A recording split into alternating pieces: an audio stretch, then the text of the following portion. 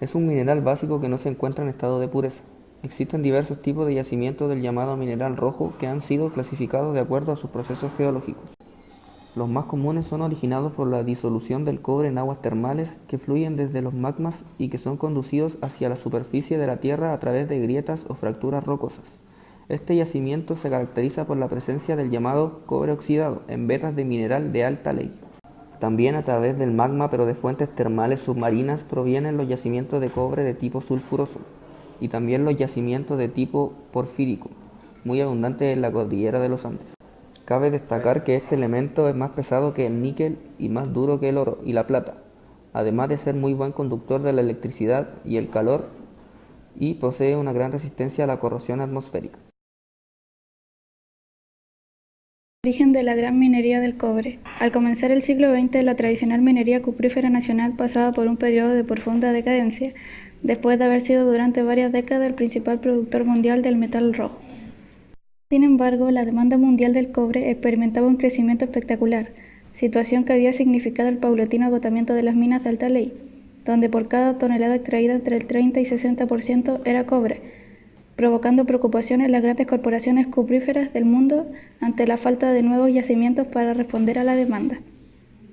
La solución al problema fue la explotación en gran escala de las grandes reservas mundiales de cobre porfírico, metal de baja ley, donde por cada tonelada de material extraído solo entre el 1 y el 2% era cobre, situación que necesitó una verdadera revolución tecnológica, tanto para la extracción del mineral como para su concentración y refinado, siendo asimismo necesaria la inversión de enormes capitales para poner en marcha su explotación cuprífera. En las 3 primeras décadas del siglo XX entraron en explotación 11 yacimientos de cobre porfírico en el mundo, 8 en Estados Unidos y 3 en Chile, llegando estos a producir el 40% de la población mundial de cobre en 1929. El metal rojo genera positivos impactos económicos en las regiones donde se desarrolla su extracción. Según la investigación Impacto Económico y Social de la Minería del Cobre en Chile en abril del 2018, el cobre aportó en los últimos 20 años el 10% total del PIB del país y el 7,8% de los ingresos fiscales. Pero los datos son más relevantes cuando se analiza el impacto de la industria minera en la economía de las regiones. Un ejemplo de esto es lo que ocurre en la región de Antofagasta, pues la actividad directa e indirecta de la extracción del mineral representa el 65% del PIB local. También se constata que los salarios percibidos por los trabajadores mineros son entre un 80% y 100% más altos que el promedio de la región. La empleabilidad para el país. Uno de los aspectos más destacados en la pesquisa es que siendo el mayor productor de cobre en el mundo, la empleabilidad en este sector al 2016 fue de 388.754 empleos. Esto representó el 5,4% de la fuerza laboral en Chile, solo siendo superado por los servicios financieros y el estudio también afirma que gracias al buen momento que atravesó la minería los últimos 25 años, el índice de pobreza disminuyó, pasando de un 40,5% en 1990 a un 8,5% en el 2015. Y esta cifra podría bajar significativamente con un auspicioso nuevo ciclo del mineral. Entrando en un terreno más actual, en el mes de mayo el precio del cobre registró una caída del 1,8%, datos entregados por Cochilco. A su vez, significa una caída de 4,4 centavos de dólar, y esta baja responde a la tensión comercial que se ha dado entre Estados Unidos y China, que también impactan de manera importante a nuestro país. Cabe destacar que el gigante asiático, China, su par norteamericano y Japón son los principales socios comerciales de Chile, con participación respectiva del 30,2% de China, 14,5% de Estados Unidos y el 10,2% de Japón. En estos meses, según antecedentes de aduanas. De ahí que si los problemas comerciales se agudizan, el impacto es directo a nuestro país, el que tiene una economía abierta al mundo gracias a 26 acuerdos comerciales con 64 mercados que representan el 63% de la población mundial y el 84% del PIB global. Al 15 de mayo, las exportaciones chilenas al mundo registraron alrededor de 27.622 millones de dólares, $1.162 millones menos que en igual lapsos al año anterior, lo que equivale a una caída del 4% según cifras del Banco Central.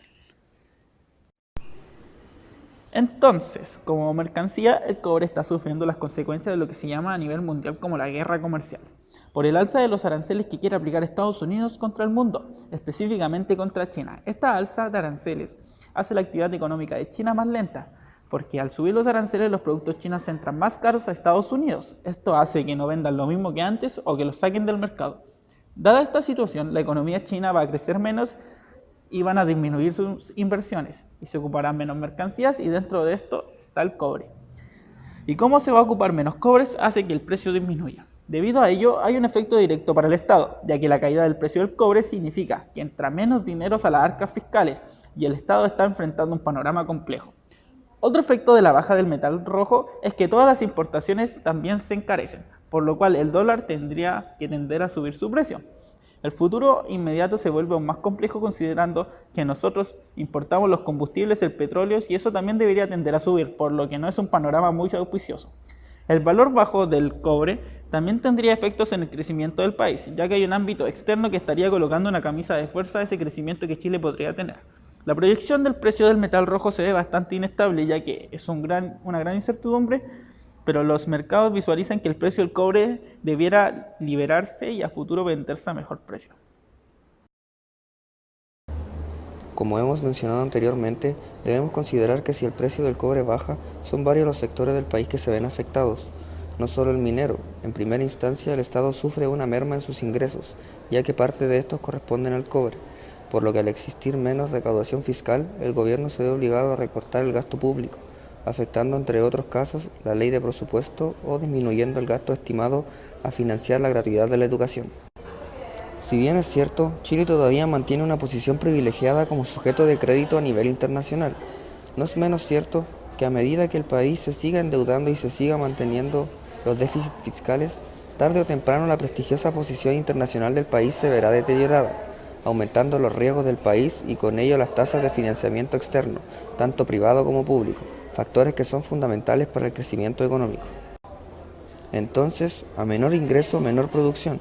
Es decir, si los países asiáticos, quienes representan el 50% de los compradores mundiales, disminuyen su consumo de este metal, existirá menos incentivo para producirlo, lo que se traduce en menos inversión y por ende menos plazas de empleos.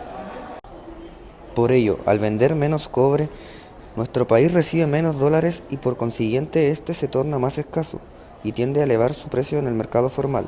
Como consecuencia directa de esto, suben los precios de productos importados, como combustibles, automóviles, computadores, electrodomésticos y en general todos aquellos productos ligados al sector tecnológico. Con las 5,8 millones de toneladas de cobre que produjo en 2018, según el último reporte de la Comisión Chilena del Cobre, Chile es por mucho el mayor productor mundial de este metal, clave en muchos procesos industriales. La dependencia del metal rojo sigue siendo demasiada. El crecimiento económico está anclado en gran medida a una variable sobre la que los chilenos no tienen ningún control: la cotización de esta materia prima en los mercados internacionales. Se podría decir que, para la economía chilena, el cobre tiene mucha importancia, nos guste o no. Chile no tiene un mercado interno lo suficientemente grande como para hacer descansar sobre él todo el sector productivo nacional. Ante estas circunstancias, el ingreso nacional chileno siempre estará muy expuesto a lo que ocurra con el cobre. Cuando los precios internacionales son altos, las ventas de este metal puede llegar a representar entre un 20 y un 25% del ingreso nacional. Se podría decir que esto es un sueldo para Chile.